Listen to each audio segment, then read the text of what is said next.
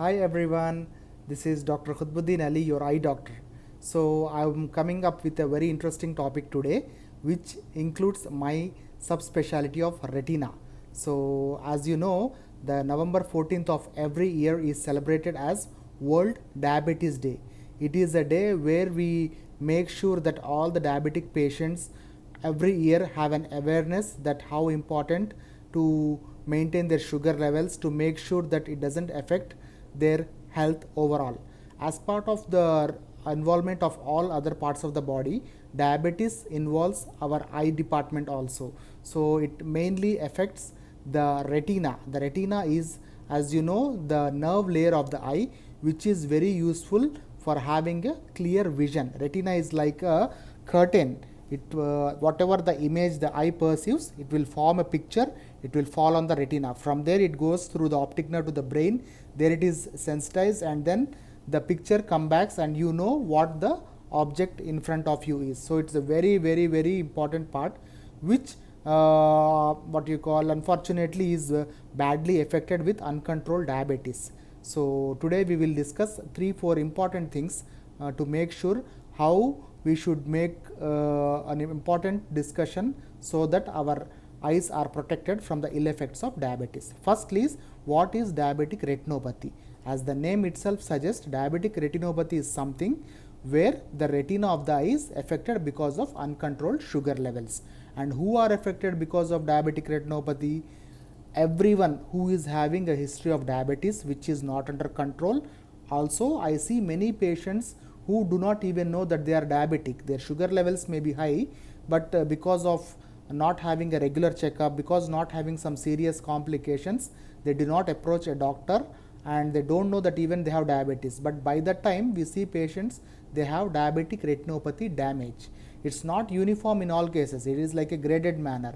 Say there are patients who have very mild diabetic retinopathy changes, there are patients who have very severe damage where even surgery might not much help in these cases. So they are graded in such a way, they are called whether it is a proliferative or non-proliferative. These are the technical terms, but these indicates the severity of the disease. The second thing is, we should know who should all get screened. Every patient who has been diagnosed with diabetes, irrespective of whether they are they are getting treated or not, they should have a follow-up with an eye doctor, preferably a retina specialist, to make sure what the status of their retina is.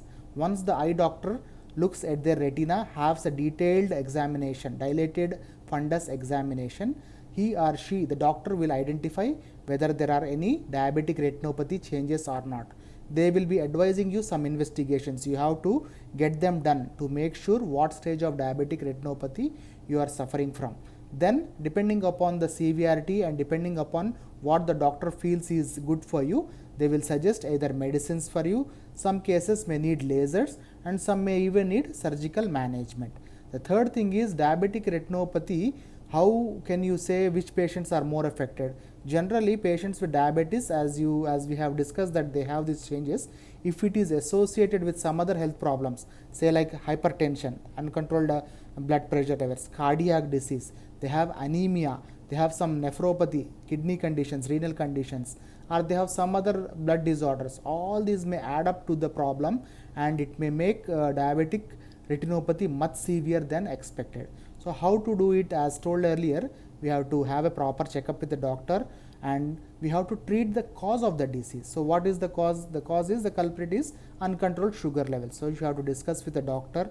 You have to make sure that the sugar levels are well under control. There are some medicines in the diabetic management also that may have some ill effects on the retina. So you should make sure you discuss this with your doctor. If you have any doubt regarding it, you can approach an eye doctor to make sure that the drugs which you are using for diabetes will not have any side effect on the retina. The third thing is, how can we make sure that in the future, like those who are not diabetics, who are normal and just using glasses or nothing, no ill issues regarding the eye, are they prone to diabetic retinopathy? Definitely, if you have family history of diabetes, so there might be some changes that the diabetic levels, the sugar levels may be normal, but because depending upon multiple reasons, depending upon their retinal vasculature, depending upon the stress factors and everything, there might be diabetic retinopathy changes. So coming to it, how can you make sure to control it? One, as we discussed, we have to have a proper checkup. We have to make sure that the factors that are causing it, the stress factors and everything, you have to keep it down. Have a healthy lifestyle, whatever the proper diet, balanced diet. It's not that like restricted to all the things, it's a proper balanced diet you should have, proper sleep, and few things which are part of modern medicine nowadays, having a good balanced lifestyle, practicing some therapies like yoga and meditation. Definitely they also have a very good positive impact on your diabetic health. So this theme, the year November 14th 2023, the theme for this year of World Diabetes Day is diabetic access to all. So the diabetic therapy, as we were discussing, many patients, they may have diabetes but they are not aware or not having access to healthcare. All the people, everybody, they should have one checkup with the physician to make sure if they have diabetes in the early stage or not. The second thing is, if they have diabetes, definitely the doctor will refer you to an eye doctor. Even if not, even if they forget to make it a point, you should make sure that you have a consultation with an eye doctor to rule out diabetic retinopathy. Let's make sure that diabetes doesn't decrease your morale of a quality life.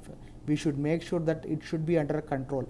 Nowadays we see, because of the lifestyle or changes, there are more than 20 to 30% of the patients who are having one or the other problem, either diabetes or some other issues.